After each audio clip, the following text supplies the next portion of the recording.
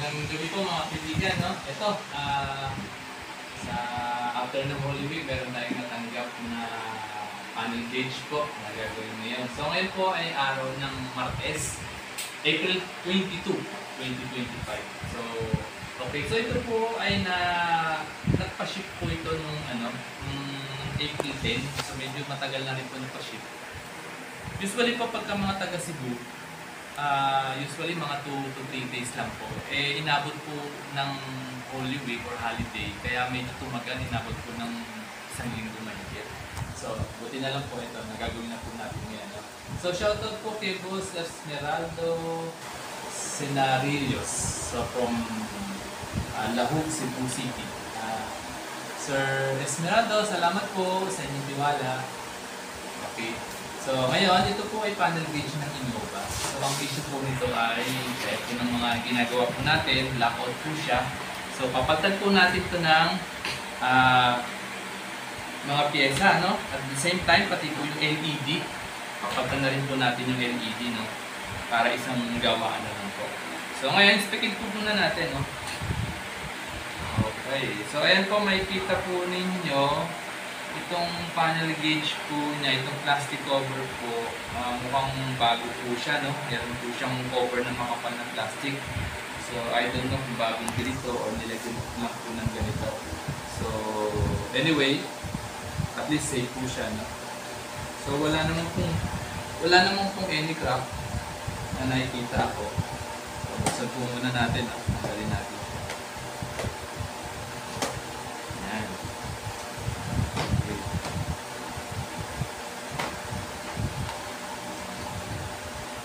Yan. So, wala pong any gas-gas, any crack. Okay. So, yan. Malinis po, no? Walang kagas-gas-gas-gas. Tingin ko bago po ito. Okay. So, yan. Galing po natin to.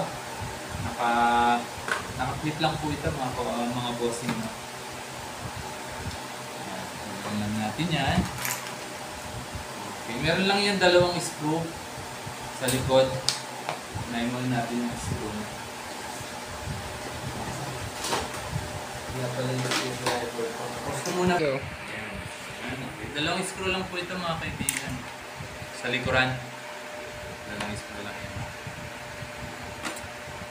Ayan, okay. Tapos, tanggalin muna natin itong cover.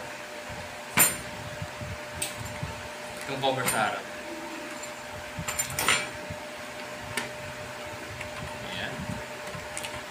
Dali lang pong tanggalin yan. Okay. Tapos itong kung gusto nyo mag-DIY para linisin o para i-check, make sure lang po pag tinanggal nyo po itong mga needle, lagyan nyo po ng palatandaan kung saan siya nakatapat yung dulo. Para pag binalik nyo po, madali lang po siyang iset. So ayan, tanggalin po natin ito. Ayan. Okay, lagay lang po natin dito. So, pag tinanggal po ninyo, make sure po na maayos nyo pong ibabalik din. Ayan. Ingat lang po kasi baka mabali yung needle kapag medyo po siya, medyo matigas. Huwag mong pipilitin. No? Ayan. Okay. Ito. Gagawin din natin. Okay, yan. So for malinis naman, wala po siyang any sign na na-repair. Okay, so magagawa po natin ito ng maayos. Kasi yung iba po, meron po talaga na nagagawa ko na talagang halos sira-sira na. Kasi siguro na DIY o pinag-aralan kung mare-repair, hindi magawa, ayun. Nagkalasog-lasog na yung panel gauge. May mga nagagawa ko na nakakayanan naman ma-recover. Meron din naman na, to be honest, hindi natataputan talaga kaya. Okay. So, yan. Ito, mga sunod na nga po yung LED. No? Kasi yung LED niya, 5 years lang po yung lifespan niya. So, beyond that, pag sumobra na, so medyo, yun, bonus na lang siya. Quality na rin. Papatan na rin po natin siya at ang color po niya, yung original lang din po yung kulay ko po. So, on top, doon, ito nga po mga piyesa na papalitan natin. Yan, ano po yan. Isang set na po para wala na po balikan ng issue. Okay, patan ko muna po. Then after that, balikan ko po kayo na. Okay. Okay na po ito mga kaibigan. So nagawa na po natin within 1 hour. So ito na po yung mga pinalitan natin. No? Yan, no? Marami po yan. Isang set na po siya. Okay, lahat po yan. Para at least yung problema, talagang totally malinis na po lahat at hindi na po bumalik yung issue. At pangmatagalan na po siya. Okay. So, yan. Then, subukan po natin. Pati po yung LED, no? Isinabay na po natin mga kaibigan. Para at least ang gawaan na lang, lalo na pagka medyo malalayo yung customer natin. Meron kasi akong experience na after ilang months, nung hindi pinapatan yung LED. So, yun, bumalik po ulit. At ayun, nag-double po gastos pa ng shipping. So, anyway, yan. Subukan po natin. Kanina po yan, ayaw pong milaw kapag sinuplayan. Yung mga indicator lang po ang nailaw, like yung mga check engine, airbag, then the rest wala na po. So ngayon, tingnan po natin. So ayan, supplyan natin, no? 1, 2, at bago palit na rin nga pala yung ilaw nito, so puro puti po siya. 1, 2, 3. Yun, okay na, oh. Ganda. Paliwanag siya ngayon. Kanina, bago ko siya ginawa, talagang yung LED niya malabo na po eh. So, bali 21 po lahat ng LED na pinalitan natin, lahat po ng kulay puti. Kasi itong mga pula naman, matitibay naman po yan. So, bilangin natin. 1, 2, 3, 4, 5, 6, 7, 8, 9, 10, 11, 12, 13, 14, 15, 16, 17, 18, 19, 20, 21. Yan. Sakto po. Okay, mamaya i-check po ulit natin yan pag nakakabit na. So ngayon, sunod na gawin natin, ibabalik na po natin siya sa kanyang lalagyan, sa housing niya. Pero bago yan, so linisin niyo po muna yung loob niya at paglalagyan, pinakabahay niya. Pati itong plastic cover, no, yan, pinamamahayan naman yan, ang dumi. So pagka hindi niyo yan nilinis, kahit na bagong palit yung ilaw ninyo, yung liwanag niyan hindi po pantay, may mga madidilim na portion dahil na tatakpan po ng mga dumi. Okay, pag nalinis nyo na po, pwede nyo na pong ikabit ito. Yun. Okay, after nyan, pwede na itong ilagay.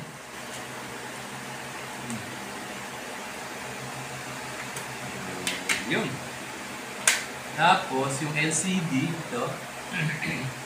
Ingat lang po ito, ha. Medyo manipis lang ito. Kasi mahirap pong makabili dito. So, tingnan nyo po, no? Pagkalapat ninyo, kailangan sakto doon sa butas. Tapos, i-press nyo lang po ng konti. Yun.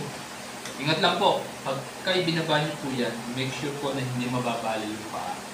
Kasi minsan tumutukod po yun. Okay. Ito, nasa natin siya, pati yung likod, para malinis, kasi hindi naman ito laging natatanggal, pagka may problema lang sa matatanggalin.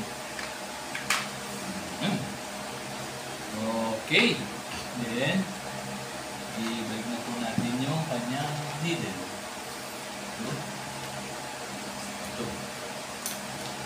Kung matatandaan niyo po kanina, sabi ko sa inyo, lagyan niyo po ng marking. So, kung saan po nakatapat yung pinakadulo ng needle, doon niya lang po itatapat. Ito naman, since kabisado ko na po, kahit hindi na po siya lagyan, okay lang po.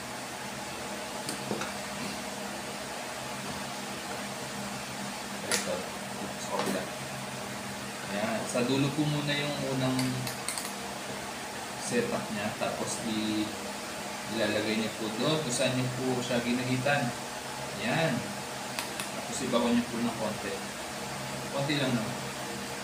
Tapos ganoon din dito sa temperature. Parehong proseso lang po. No? Okay.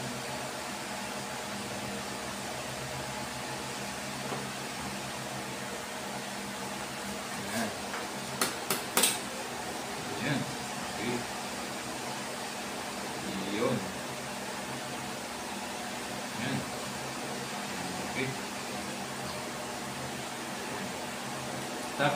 mahabang needle dito sa gitna, sa KMH.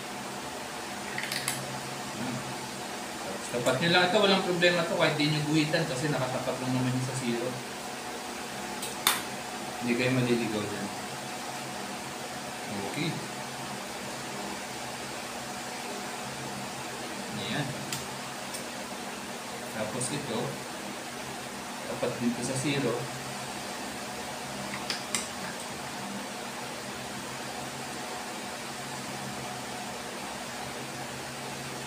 Ayan.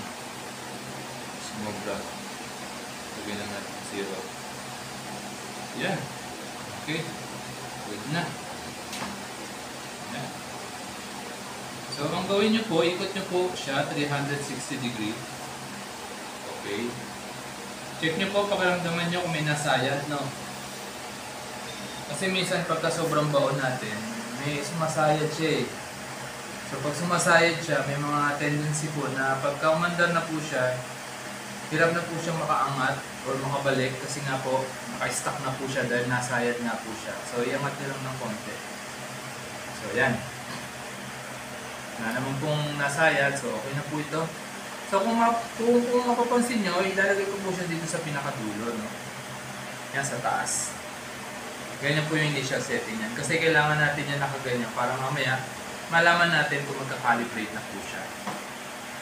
At okay na po siya. Ngayon, kapag okay na yan, pag sinuplayan natin, dapat mag-calibrate yan papunta sa zero. Okay? So, ibig sabihin na okay na po siya, nakalibrate na siya ng maayos, then gumagana na rin po siya. At lalabas na dapat yung odometer reading dito. Ngayon, kapag may problema yan, hindi po yan babalik sa zero. Stay lang po siya dyan. Ibig sabihin nun, meron pa kong problema. So, yan. Okay. Ngayon, sabit na po natin to. Stay lang po natin siya nung nakaganyan, no? Go. Okay. Sabit muna natin to.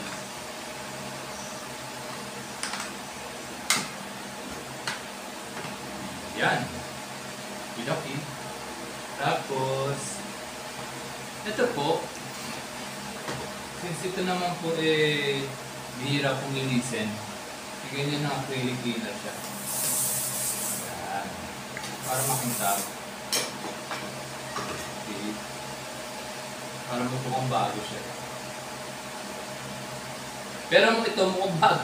Mukhang bago naman po talaga ito kasi parang, ano siya bagong bili. Yan. Bago naman po siya talaga. Pero linisin na rin natin. Yan. Okay.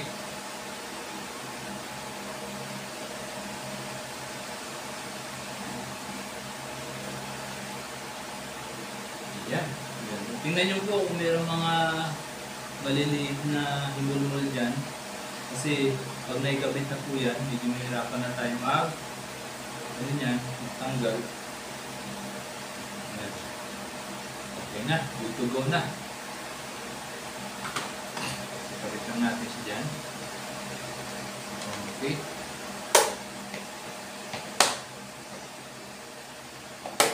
Ito, pwedeng tanggalin itong plastic, nasa sa inyo yun, pero hindi na po natin papakialaman yan.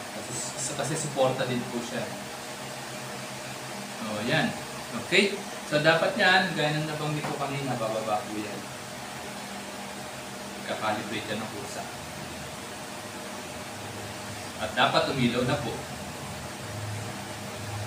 At gumalaw na yung mga needle. Okay. Tanggalin na natin ito ilaw. Tapos makita natin ang ayos. 1, 2,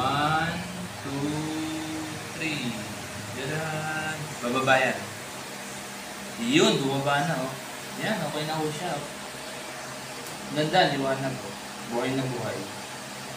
Ang reading ng odometer niya ay 97,225. So mukhang bagong-bago siya, no? Pero nakita ko naman po, maayos naman po yung gauge din ko. tama lang talaga yung reading niya kung hindi siya gamitin. Okay. So medyo mataas pa yung market value nito. Ayan, okay na po mga kaibigan. Gawa na po siya, no? Okay. Yan. Sir Esmeraldo from Cebu City. So maraming salamat po boss sa inyong tiwala. So bukas po, Miyerkules, April 23. Pwede ko na po itong pa-ship sa shipping courier. Then, yun po. Siguro mga 2 to 3 days po ang marireceive mo po ito. Nagkataon lang po na medyo napatagal siguro dahil nga sa holiday. So, considerable naman po siya. No? Okay, mga kaibigan, maraming salamat. No? Yung details ko po na andun sa description ng bawat vlog ko. Kung saan po na sa service, anong mga area, at yung cellphone number ko po, pwede nyo po tawagan yung anytime. So muli mga kaibigan, maraming salamat po. Maraming salamat sa inyong tiwala at support. Thank you po.